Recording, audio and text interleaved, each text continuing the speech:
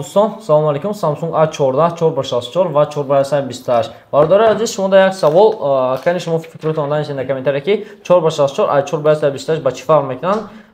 کامنتار نویسید، در ویدیو لایک موندین، در کانال ابلاج موندین. اگه از من میفهمم که شما در با کدام فونکسیون را که فرق میکنن.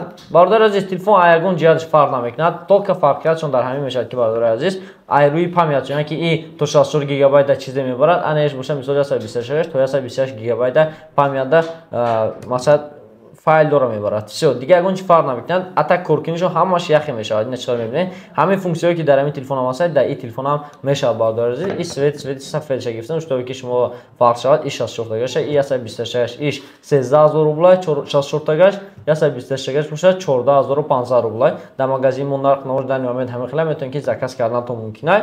تلفن لیکن دریاب کار نمیکنه.